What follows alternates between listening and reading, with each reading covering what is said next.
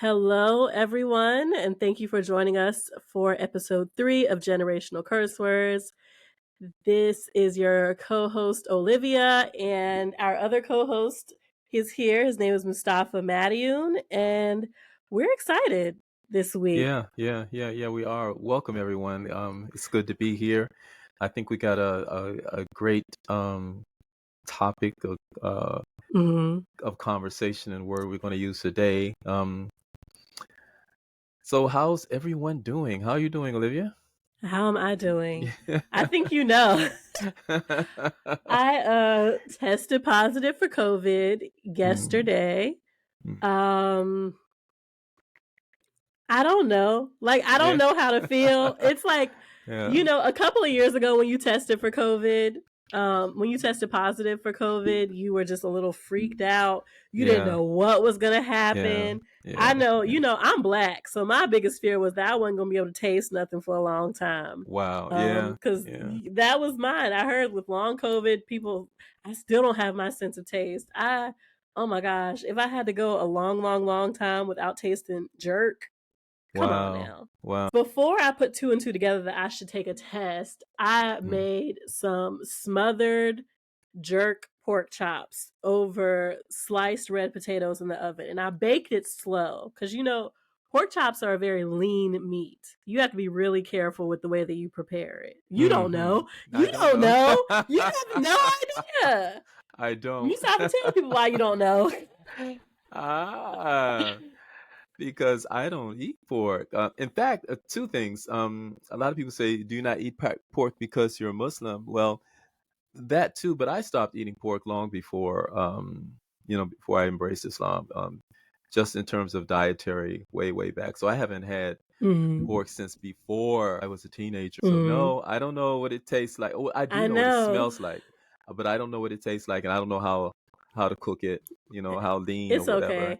You Well, know. I'll say with any lean meat, you have to cook it very, very carefully or else it's going to be Hmm. super tough and dry. Oh wow. Okay. And so I cooked it on slow in the crock pot, not the crock pot, in the oven on like Hmm. 300 for like Uh three and huh. a half hours. Like it Uh took a huh. minute and Mm. it took a minute. And I couldn't wait. I served it. I got some extra juice from the bottom. Like I was so excited. This is jerk pork chops. Like you Hmm. heard of jerk chicken, jerk Right. salmon, jerk pork chops. Hmm. And first of all, I should have realized that when you cook something like that, it's supposed to slowly take over the house. Right. It didn't do that. I didn't smell it as it was Oh. cooking, and I just didn't put two Oh. and two together that I didn't smell it while it was cooking. Uh huh. Hmm. And then when I went to go eat it, I didn't taste anything. I only tasted Oh. the sensation of spiciness. And I didn't even Okay. taste it, I felt it. Okay. And I was like, this is some shit. Like I was Hmm. really upset. I was waiting 3.5 hours for that chicken for the Uh. not the chicken, that pork chop. I was Uh-huh. really upset. Hmm.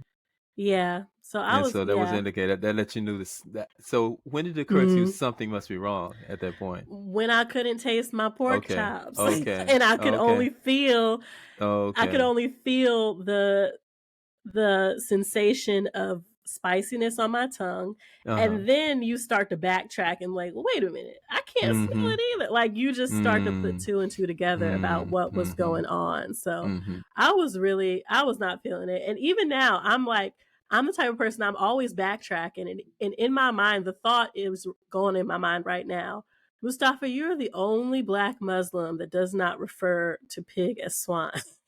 Why did you say pork? I was waiting for you to say I don't eat swine. That is interesting.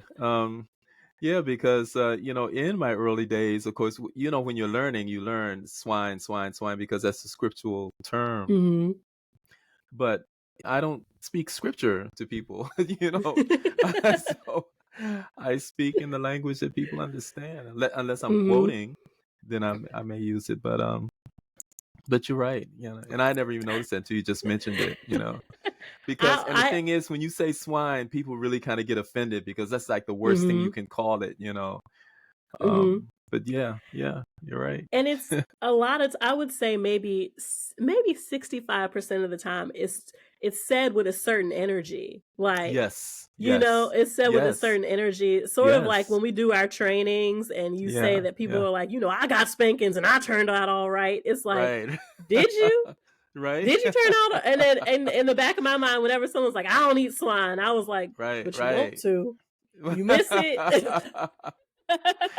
That's interesting because my niece, my friend's niece, I call her my niece. She just asked me today, yeah, maybe about an hour ago. She said, "Mustafa, you know you miss meat. You know you miss meat. You just eating that fish. I know you miss me. Don't you miss meat? You know?" So I was fixing her some a grilled chicken salad. So it was a salad, but it had grilled chicken and she said, "Don't you miss it? Don't you miss it?" And I said, "Well, no." I said, "I really don't." Um, there was a time when the smell, like I can tell when something smells good if somebody's cooking. Mm, Like I said, it really, really smells good. You want some? Oh no, no, no. Uh, but um, but in general, nah, I don't miss it. I don't miss mhm, it. I will tell you this quick story though. Once I decided, and again, this was before any scriptural knowledge of it, when I decided to change my diet, and I said I was going to stop eating red meat and I wasn't going to eat any more pork. My mom said, "Oh, you're not going to eat more pork? You're not going to eat more pork?" I said, "Nah, nah, nah." I was away at college. She said, "Okay." And when I came home for vacation, a school break, she had fixed what was it? My favorites, potato salad, greens, and spare ribs, barbecued spare ribs. I said, "Okay, okay, okay, you got me," and I went mhm, in, but that was the last time, and I know, and that's how I know it was the last time, because mhm, she had done that, and that was her intention, and she couldn't get me anymore after that, so I allowed myself that mhm, last time, um, but yeah, yeah, it's funny, um, so no, I can't, I can remember I have a memory of the taste, but not like mhm. okay, and I can tell when it's being cooked or whatever. But yeah, Yeah, and because I think I was vegetarian when I met you, but I was a vegetarian for like 3 years, and then okay, I was a pescatarian for uh 1. huh, uh huh, Um, and it really does leave your program. Like, it's mhm, not mhm, even a part of your world yeah, view anymore. yeah, Like, yeah, you just skip that whole section just kinda yeah, even disappears in the grocery store. You just don't exactly. even. Yeah, like, You're right, it's you're not even a right. part of your makeup or even your understanding of nutrition and Yeah, diet. and I'm thinking maybe that might be the American diet, the African American diet. That might be one of our curse words, or Mhm, soul food or whatever. If it's not already, I'm just trying to remember, mhm, because that's a big conversation. Um, Amongst us in terms of food, diet, what we eat, mhm, um, our health, our customs, all of that. So maybe that'll be something, especially given now. I think who is it? They just I don't know. It's the Food and Drug Administration or somebody just made an announcement that there were certain, what is it, BHT or certain chemicals they were going to take out of food mhm. within the next. It's interesting how they will always give the industry 10 or 20 years to take poisons out of food um, before they make it official. So you can continue to sell what's on the shelves. You continue, but you've already deemed that it's not healthy for people. But I think that's Mhm. happened as a result of what's going on in the world. And what I mean is that so many people are traveling now and they go around the world and they find that there's certain things in our food here in America that are not in Yeah. foods, in other countries, for health reasons. And, so maybe that's something we'll Mhm. discuss one day, I diet. mean, now that you're talking about the FDA, and it's gonna lead us into this week's curse word, but, Hmm. um, I just watched a documentary on Netflix. I know I'm old to it. I Hmm. can't digest content at the same time the world is digesting content, if that makes any Okay. sense. Like, Hmm. even Kendrick Lamar's Good Kid, Mad City, I don't think I listened to that album for 8 months Hmm. because I just can't listen to other people's opinions while Right. I'm trying to form my Your own. own. Yeah. Yeah, Yeah. so Yeah. no matter what, it's some like, yeah, even if I'm excited about something, as soon as it drops, I don't even have the desire to like devour it immediately. Oh, so and so Yeah. just dropped yesterday, because I don't want to hear everything. I want to listen to it and come up with my own stuff. So Yeah. Yeah. I'm I'm late to this documentary. I was watching Painkillers on Netflix, Mhm. and just I guess a snapshot of it is it's a film that tells two relating stories side by side. One Mhm. of a family that got rich behind Mm. the over prescription of OxyContin, Mhm. and side by side with the oxy this addictions that came Right. Right. because of this new drug. And Right. and it's kind of sad because like if I'm unless it's the, I don't know, 1959, Mhm. if I'm a smoke crack, I kind of know what's going to happen, right? Right. Like I'm not Right. at the very beginning of this thing. So but with Oxy, you go to your doctor. Your doctor Mhm. prescribes it for pain. They Mhm. Yep. say nothing can happen for it. Yep. There's salesmen in the middle of this, right? Mhm. And before Mhm. you know it, you're like a full blown drug addict, and all Yep. you did was get injured. For me though, the biggest thing is just the power of the bystander. The Mm. power of the person who just sits and watches, the power of Mm. the person who minds their business. Mhm. Mhm. Mhm. And maybe people, maybe you should know when to mind your business and when not to mind your business. Yeah. If that Yeah. makes sense. Yeah. Because the person that busted it in the documentary was someone that I identify with, a nosy black woman. Yeah. Yeah. Yeah. Yeah, with morality and integrity. Yeah, and that really does kind of lead into our curse word for this week, which Mhm. is cowardice. Cowardice, and just, you say the power of the bystander. So, what is that? That Mhm. bystander who watches you decline or watches you, whatever's going on with you, and decides, okay, I'm going to go ahead and mind my own business. The absence of bravery, or, what are you afraid is going to happen? Um, and I was just thinking about in terms of relationships. A friend of mine asked me the other day, Mustafa, if you have a good friend and they're in a relationship and you don't think that relationship is really good for them, should you tell them? Or should you just kind of let them find out? Or, and she gave a couple of scenarios. She told the person how she felt about him, and the reaction of the woman, her friend, and circumstances where she just kind of went along with it. And when things didn't work out, and she was saying, well, I never thought he was right for you. Like, why didn't you say something? Why didn't you say something? Mhm. So it's almost one of those damned if you do, damned if you don't. But yeah, the power of the bystander. What is it? What is it? When is it minding your business? Mhm. When is it caring?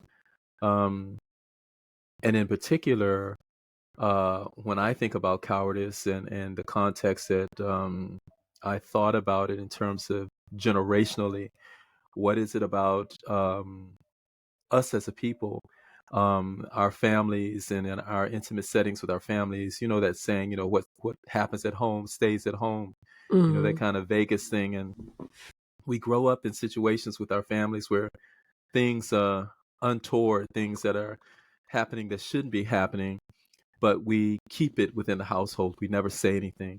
And that uncle that's abusing people in the family, or you know um the craziness that goes on, and we just simply don't talk about it, and the effect that it actually has on our future generations.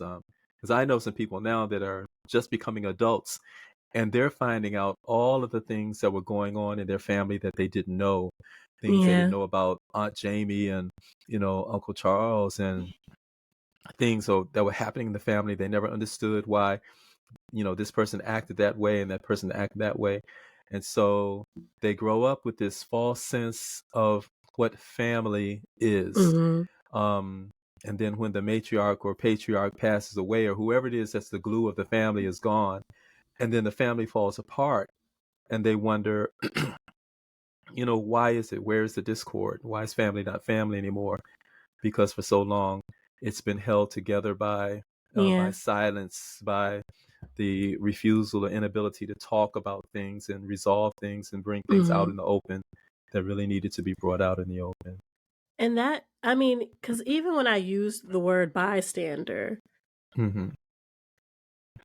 now here's my backtrack in mind, and it works beautifully, but is there such thing as a bystander? Because I really do believe that everyone is a leader of their jurisdiction.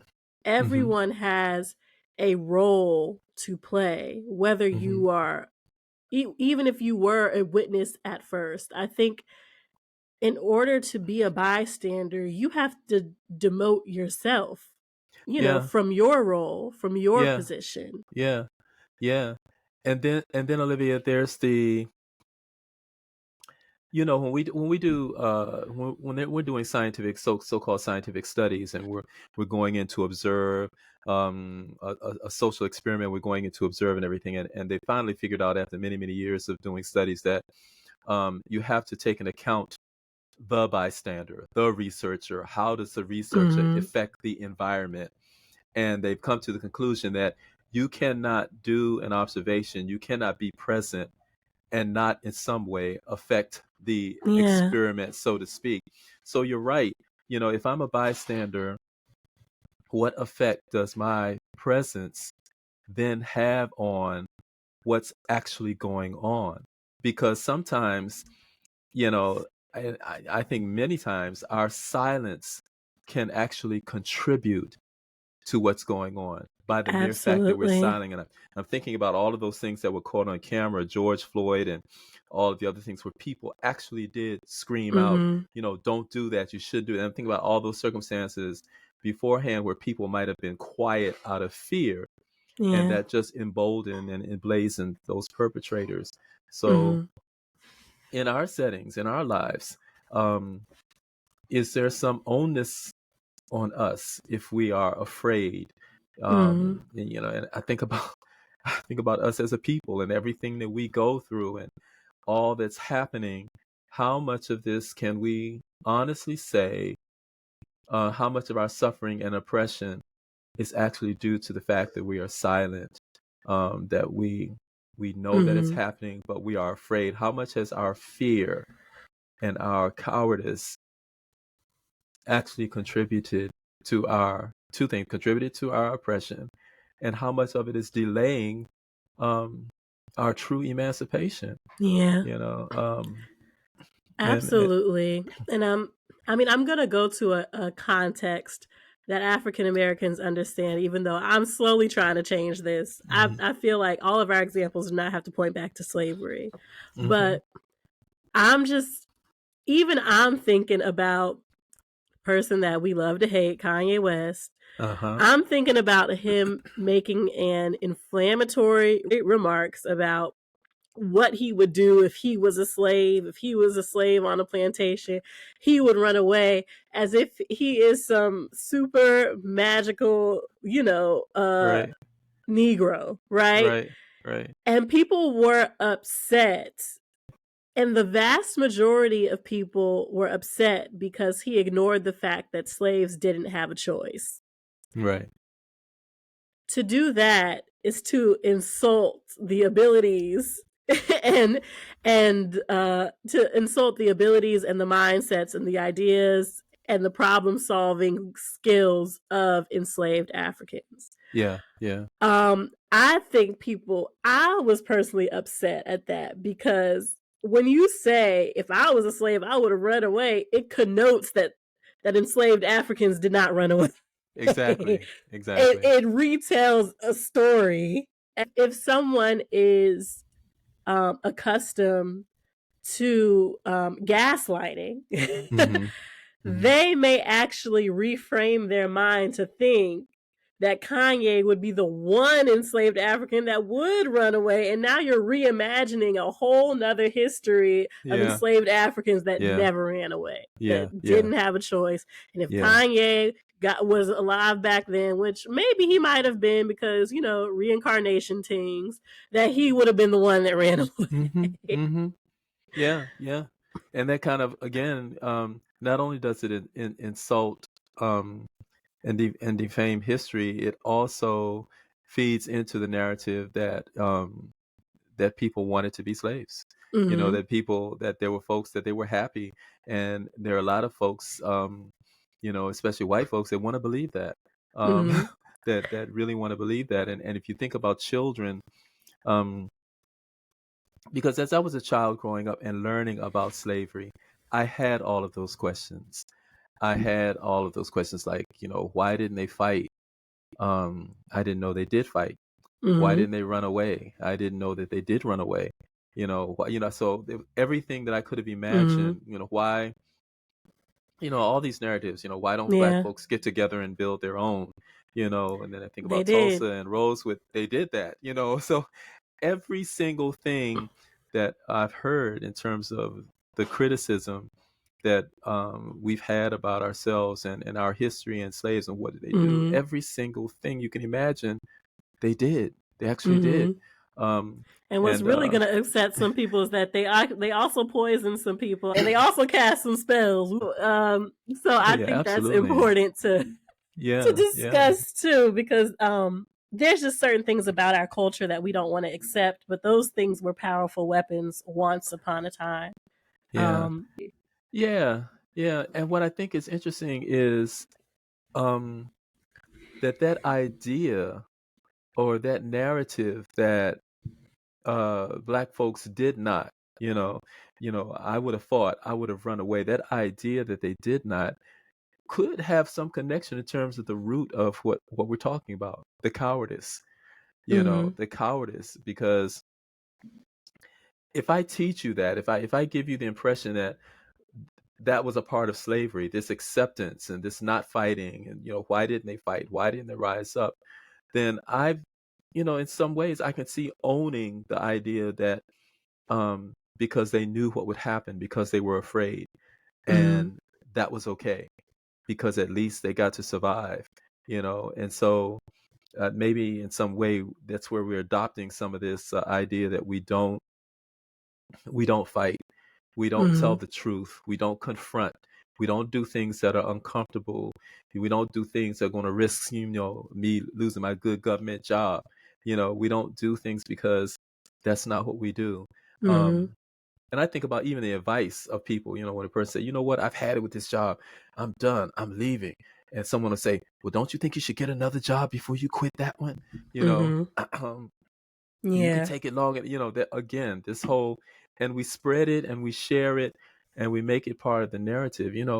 Yeah, so what are we afraid Mhm. of? Yeah.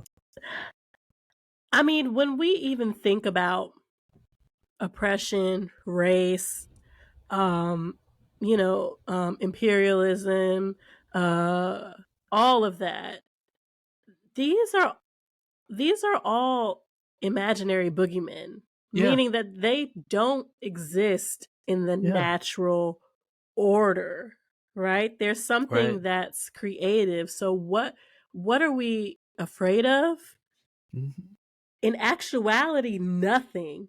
And Right. we're afraid of whatever figment of imagination that has been put into our minds, not only Yeah. by society, not only by our oppressors, but I mean, if we just want to go back to basic psychology, most of it is adopted from your parents. Even you said that, we don't tell the truth, we hide things, we bite our tongue, we filter ourselves. And then when we have these bright, beautiful gifts from God that arrive to the earth through us, they're the exact opposite of what we've Hmm. become. And then Hmm. we take it upon ourselves to break them, sometimes by Yeah. any means Yeah. necessary, Yeah. until they are as jaded or numb as us, if not Yeah. more. If not more so.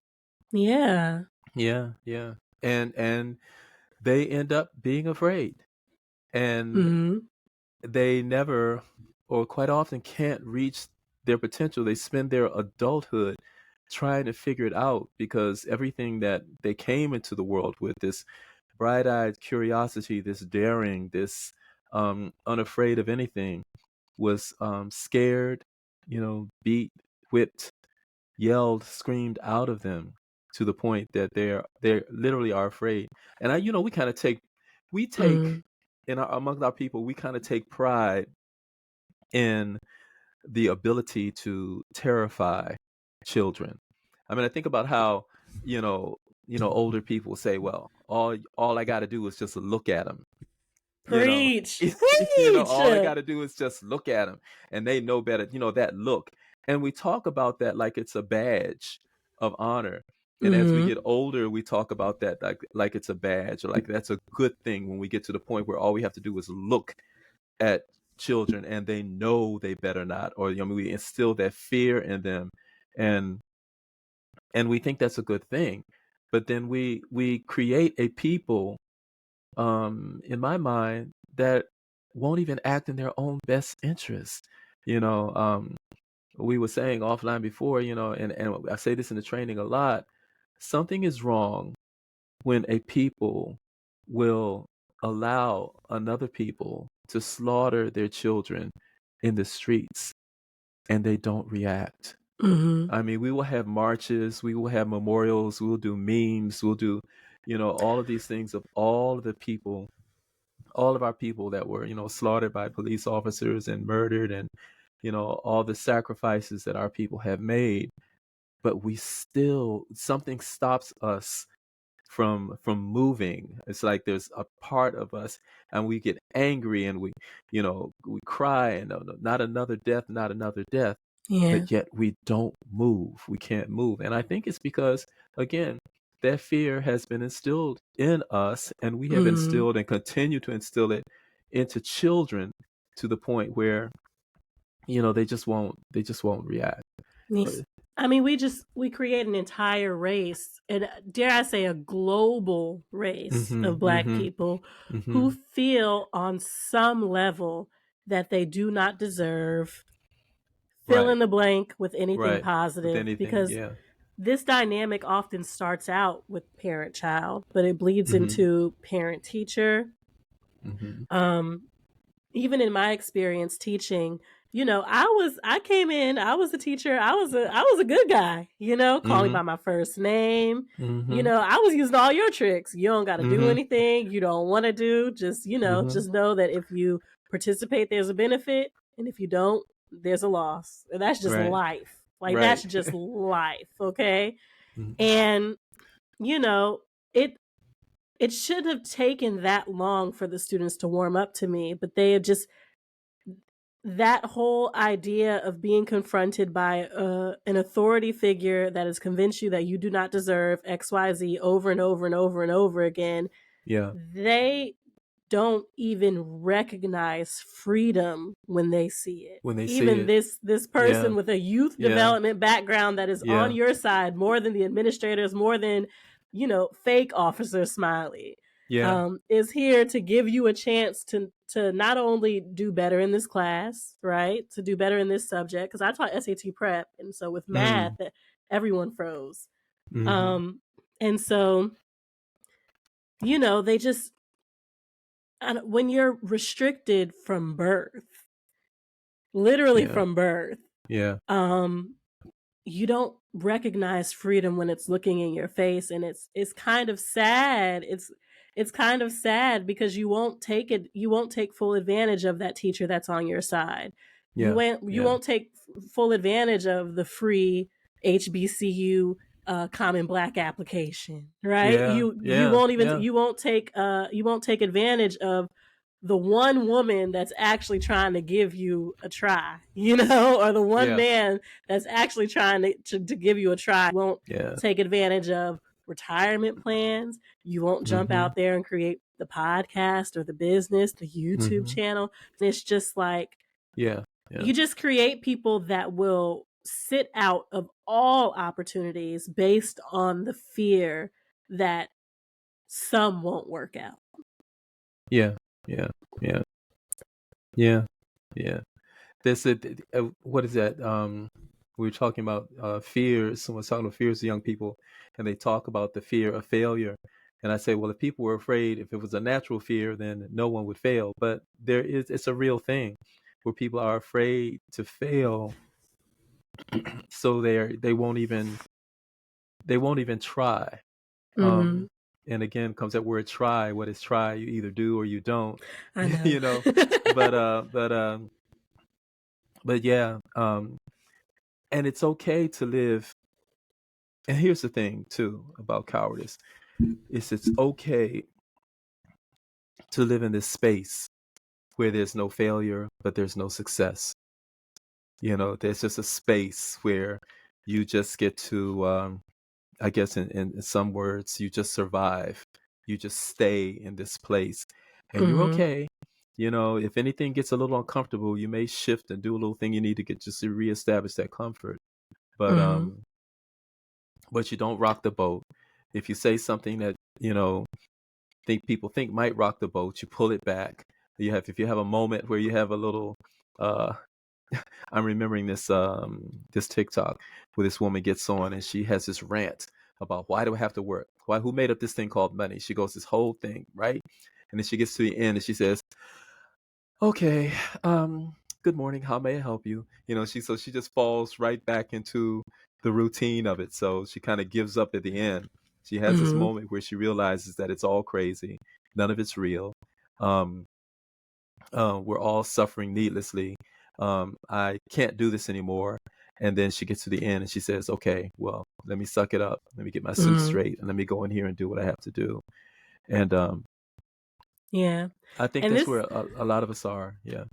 and I'm glad that we're redefining cowardice too, because and this conversation is reminding me of a conversation I had with my sister. But earlier this week, I just called her to vent. And I Hmm. don't care what anyone says. If I tell my man, my mama, or my sisters, I'm not talking about you behind your back. So I was venting to my sister about a friend, uh and I just got to the bottom of it. And this friend, I can never solidify and follow through with plans mm, ever. We haven't been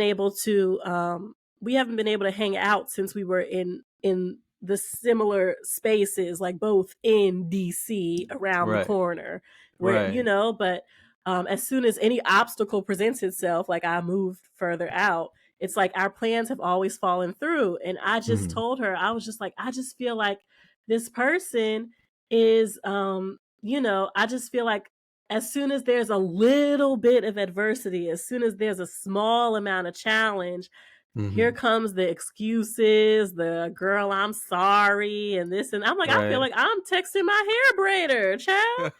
And my sister, she was like, I know you're talking about your friend, but you don't got to shoot me too. And I was, what are Right. you talking about? And I just remembered my sister, ever since we were younger, she would always default when it came to her birthday and decide not to do anything, because there were Oh, just a few birthdays where the turnout wasn't as big as she wanted it to be.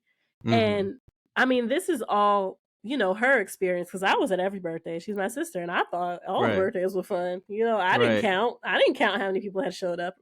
And so even to this day, she has to fight through her birthday every year. She has to fight through it to do something big, to Oh, actually okay. celebrate it that comes up.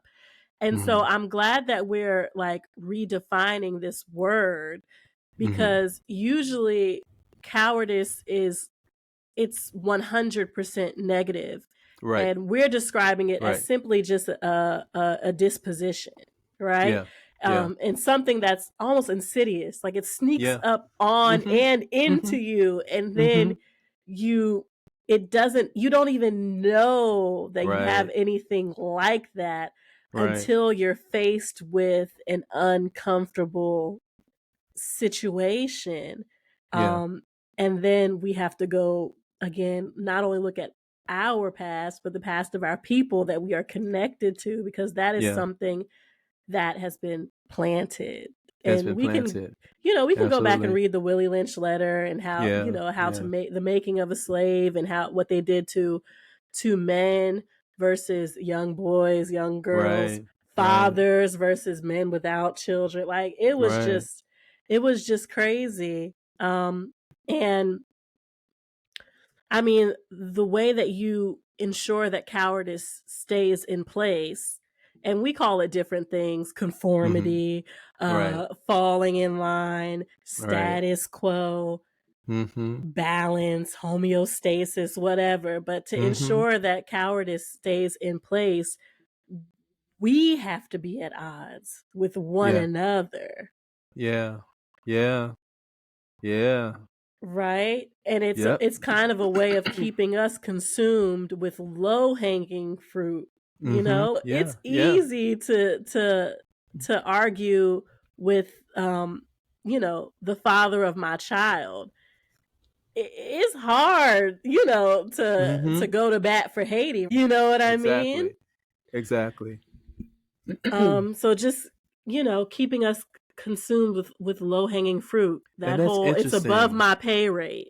Yeah, that's really interesting because I just think, what was it, last night or yesterday evening, I was listening to I was, browsing and I came across this um, talk Farrakhan was having with this group. I'm trying to remember. It was a group of African American leaders.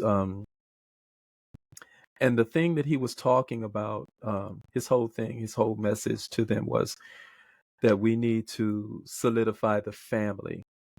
And he said, before we can do anything, we need to solidify the family.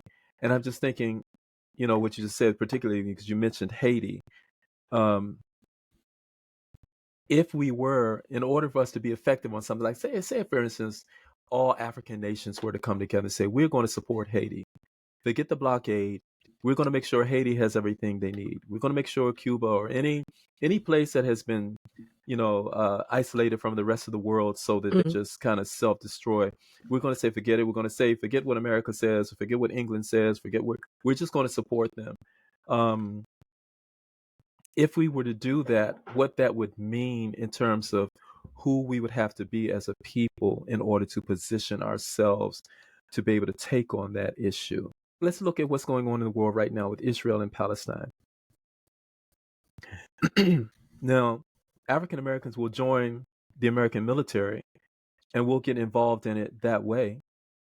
But will we take a position just as a people in terms of what's right and what's wrong? Mhm. How we feel about that? We won't even discuss it. Mhm. So, who would we have to be as a people in order to be interested, in order to be involved, in order to think about these other things that are happening in the world and how they affect us? Yeah, it means we would have to do a lot of looking at ourselves. We'd have to Mhm. do a lot of looking at how we interact with each other. Yeah. We'd have to look at a lot of what's really important. And it kind of goes back to this whole Mhm. thing of why are our kids out, killing each other, and why, in terms of importance, Mhm. what we find important. If we really, really, really stood back and said, okay, what's really important? What would it mean? It would mean we would have to um, we'd have to examine ourselves, and we have Mhm. to examine our relationships, and we'd have to start there. But as Mhm. long as we don't do that, as long as we're fighting amongst ourselves, as long as we're keeping ourselves on the quote unquote right track, as long as we're raising our kids to be good citizens. And it's interesting how other people in the world, other peoples, um, Mhm. other cultures, white folks and other people, when an issue comes up, they'll protest, they'll get out, they'll demonstrate, they'll get involved. But we, for the most part, are silent. Mhm. In that sense, we're not as vocal. Of course, George Floyd brought out a lot, but in my mind, all of the protests, the major protests, and everything I saw in terms of George Floyd, that was around the world. That was Mhm. other people. That wasn't, folks in my neighborhood, going down. It wasn't. It was a great segment of us that did not get involved in that. We did what we always do. which is we stay Mm, tuned, because absolutely. it'll be televised, And we hope for the best without saying a word. exactly, exactly, exactly, Hmm. exactly. Yeah. Um, And this is, I mean, because now I'm thinking about the word back, right? And this is bringing yeah, me back to episode 1 because we said that,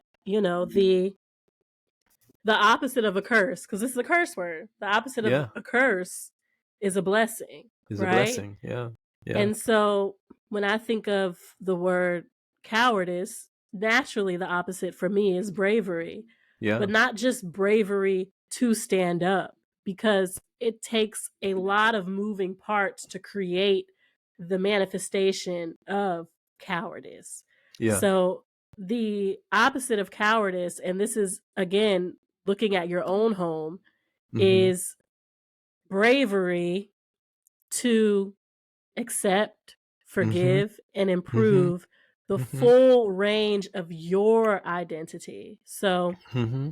when we think about Naeem Akbar, my favorite Yes. psychologist, he Yes. talks about the 4 levels of self with Black Mm-hmm. people. And Mm-hmm. so, um, yes, while we do have like a group component of self, so Mm-hmm. understanding us as the global Black, understanding your Black identity as a global one. You're not just Right. African American. You're Right. Haitian. You're Right. Cameroonian. You're Right. Polynesian. Right. You're you're Caribbean. You're Guyanese. Right. You're Cuban. You're all of these. Yeah. Afro Mexican, Afro Brazil, all of Mm-hmm. that. To be Black is to be globally Black. Right. And it has to be because we don't know where we really came from. We could have come from anywhere. So I'm just Right. gonna claim it Right. all. Gonna claim it Right. all, and I'll see pieces of myself in all of it. And if you travel, you will. I You promise. will. Yeah. But so for me, just the way back is bravery. The bravery to again forgive, Mm-hmm. accept, Mm-hmm. acknowledge, heal, and improve yourself Mm-hmm. in terms of the full spectrum of your identity. So, not just in what you do, not just in what you say, but who you are. Because any movement that we try to spark always falls apart when we, we'll say the same things Right. on Twitter, right? All of the tweets kind of say the same things. We'll do the same things. We all at this protest, yelling, hooping and Mm-hmm. hollering. Mm-hmm. But when it all breaks down to identity. So even if Yeah. I did want to protest, um, even if I did want to protest um, imperial powers decimating communities in Cameroon, if I want to protest that, but I'm selling crack in my community. It's just like Right. it all Right. falls apart when it gets Right. closer and closer and closer to home because you're willing to address everything but self, Right. but Right. that basic core level of your identity. Right. Right. Yeah. Right. Right. And so that means again, it starts at home, but it has to work its way back there. There has to be, like you said, this global sense of who we are, and that whole idea of well, what is at home is separate is a fallacy. That's what we've got to undo that. Mm-hmm. That what's happening in my life, it's it or because it also says that it's okay. So Mm-hmm. that there are things that are happening at home that shouldn't be happening, that we're guarding and that we're perpetuating, we're saying that it's okay without truly understanding the impact that it has on all Mm-hmm. of us, on all of us, and the impact that it has on our ability or inability to effectively move together with who we really are with the Mm-hmm. rest of the world. Um, I'm really inspired by what's happening in Africa. I don't know if you've been keeping up with any of it, but I see leadership rising up You in know I Africa. have. Like, I hear people saying stuff and listening to commentators, diplomats from America and India and everything, almost saying to Africans, how dare you, how dare you have some sense of independence? Who do you think you are? Mhm. And they're saying we know who we are. They're saying we know what we have, and you're not just going to come and suck it out of the land anymore and Mhm. and and and take it. um we're gonna stand our ground, and we're going to join together, and we're going to call, African leaders calling each other out. Mhm. um Yeah. it's just it's really, really inspiring. I don't know, Olivia. I think, sometimes I've often said I want to be around when it, all caps and quotes, happens. And then I've often said, well, I won't live to see it. I got a feeling we're going to see a great deal of it, really, really I soon. sure hope so. Yeah. I sure hope so. Cause even Yeah. yeah, I really, really hope so. And that's why I think the continent will always win every time, because there is that sense of self and that Uh-huh. sense of Mm-hmm. identity. Even even when you look at Eurocentric powers, right? Mm-hmm. Their identity, their ideals, their family crests and whatever, Yeah. all Yeah. of their symbols are, first of all, they're borrowed from Africa. Yeah, that's true. I'm That's just true. saying. Right. And it's like phase 2 of their, it's not even their Yeah. original identity, because Yeah. at the core, you are not a conqueror. Right. You are Right. not heartless. Like, this is a manufactured personality that was created for you, and you're adopting it to not even survive, because this is Yeah. not sustainable. It's not. It isn't. It isn't. But just to hold on to power as long as possible, and even your value of power is European Mm-hmm. personality phase 2, Right. maybe even Right. phase 3 if we start talking about the Greco-Romans. Right. But Right. um, it's just, I don't know. I feel like if you, and we know this even on an individual level, if you know who you are, everything else will work out. And so Yep. even on the continent, though there are some leaders who have metaphorically sold their soul to the Mm-hmm. devil, Mm-hmm. as a whole, the continent knows who they are. They know who they're Mm-hmm. meant to be. They know what winning and success looks like in their context. And that Mm-hmm. is an advantage that they have over the rest of the world, because we're Yeah. starting to see that even the American dream wasn't real. Exactly. Exactly. Exactly. And white folks are seeing that. Mhm. White folks are seeing that now. Yeah. Yeah. They're seeing that. But yeah, I'm really inspired by that. So, um, I agree. If we look at it, if we, amongst our homes and ourselves, we face it, and we uh, commit to change. And what's people's favorite phrase now? Start being our authentic selves about what we think and feel, Mhm. and um and bring things out in the open, so that we can forgive and move on. Then we can move into um um other levels of the struggle, Mhm. and be really more effective at it, and not be hypocritical. It must be hard, um, to be out there doing what you do. Those people who are quote unquote working this, organizing and working the struggle, everything, and then you come home and you got this whole different self, this whole different Mhm. way that you're dealing Right? with people, Right? and I think as Black people, especially African Americans, this duality that has been forced upon us. I think we have just lived it long enough, to the extent that even Mhm. young people, I think that's why young people are crazy, because they see how crazy we are. They've lost hope in us, and I don't blame Mhm. them. Mhm. And even when we say duality, it makes it seem so romantic. No, double Yeah. life, double Right. life. Okay, you Right. are a cultural two timer. Right. Okay. Exactly. Exactly. Exactly. Um, Like, we always say, Black people are not a monolith, but right. sometimes we need to be. We need to be. We Okay. really need to be. I mean, in order to get anything done, we need to be. There's certain things that we need to agree on Mhm. simply because it is good for all of us and basically because we know it's right.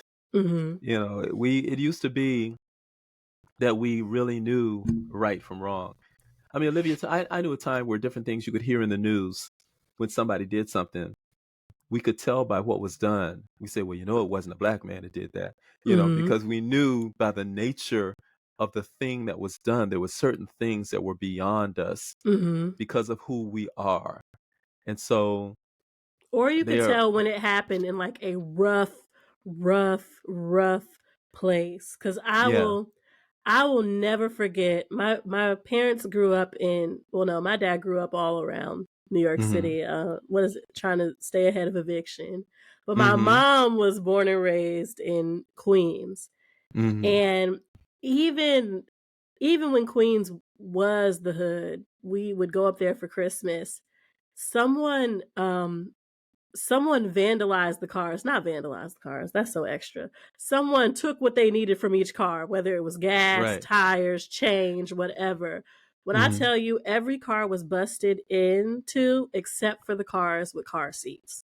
Mm. There's just a certain, Mm. when it's us. You Yeah. know when Yeah. it's us. So Yeah. I that Yeah. just reminded me. You know Yeah. when it's You know us. when it's us. Yeah. Yeah. Because Mhm. there's certain there's certain horrors, there's certain things that we aren't. And that's why I always say, um, I tell people, I say we can never be successful at what this matrix does.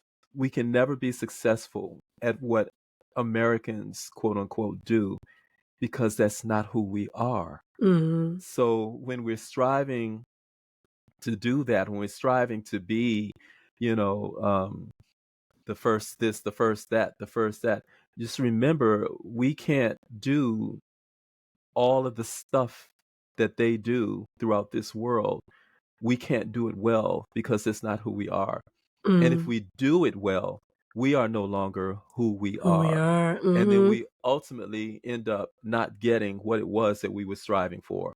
We end up being miserable because that's not what we wanted. When we want success, we want peace, we want love, we want prosperity for everyone. These are the things that we want. Mhm. And that's not the American way. I mean, we're not over supporting Israel because we just like Israel. It's because it's the only, and I use we loosely now.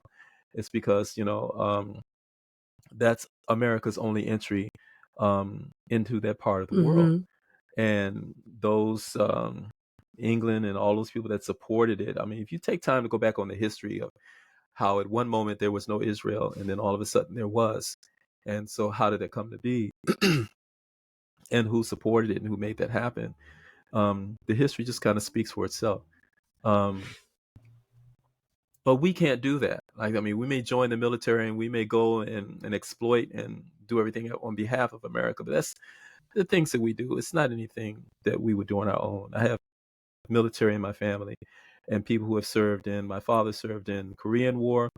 He served in Second World War. My sister served in two deployments. And my brother-in-laws and everybody's come back, and the horror, they can none of them has ever talked about Mhm. what their experience was, because it's not something that, I mean, and we talk about what's happening in our neighborhoods, but when you go out and you serve, when you come back, what you see done to women and children around the world in the name of our so-called freedom, Mhm. um yeah, it's not who we Yeah. are. It's not who we are. And I just think we really need There's to think just about what we want. Yeah. there's just certain things that the African soul is not meant to Yeah. digest. And Yeah. that's just um I mean that's just the reality. And that's why it just still, when we talk about cowardice, that's when it's just like, join the movement, join us, Right. happy to have you, but clean your house first. Clean your house. Like Clean your that's house. Yep. that's all, cuz it's going to Yep. it's it's going to mess it up Yeah. every single time. Because when you join a fight, when you join a struggle, you get the passionate people, but you also get the people that only know how to point the finger. And those are the people that's going to mess it up every time. Every time. Every time. Yeah. Every time. Yeah. So I know this has been a heavy, and we knew this when we first started, when we first did this podcast. We said to ourselves, like, we want to deliver things to people. We want to get our voices heard. We want to, you know, to reach the audience that needs us. But we have to be real with ourselves, because we are going to be interacting with some heavy material ourselves. We have to be kind to ourselves. We do. And I would think that this week, what I would journal on is just a topic: what am I afraid of? One. And the second part of it, what would I do? What could I do? What would I do if I was not afraid? What would I do if I was not afraid? Or what would we do if we were not afraid? What would it look like? What would we create? What would we do? How would we move? And we can think about in terms of, you know, our families. You know, what would I say to my loved ones if I was not afraid? You know, what would I tell, you know, my children, you know, my mom, my dad, my sister, my brother, my friend, my mate? What would I say, and how would I be? What would I share if I was not afraid? You know, what would I share about myself? You know, and who am I? You know, who would I be if I was not afraid? That's a lot to think about. And even as we've recorded, I'm sure you've noticed, because you're a theater person. I'm sure you noticed that our just absorbing this, our energy, our voice levels, our demeanor and body language, because you know, we're not the experts. We're here talking, trying to learn with you. I can honestly say that I shot myself a few times while speaking on this here podcast today. Some things have you know, the cowardice in me has been called out.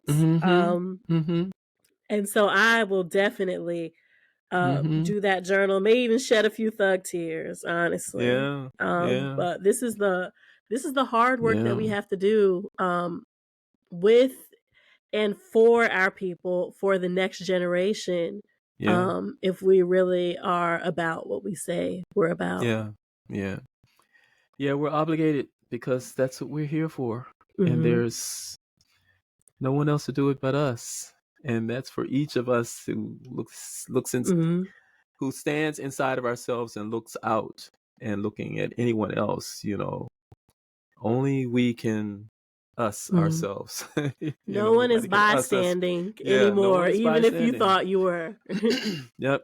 Yeah, we're all part of this. That age is over. Yeah.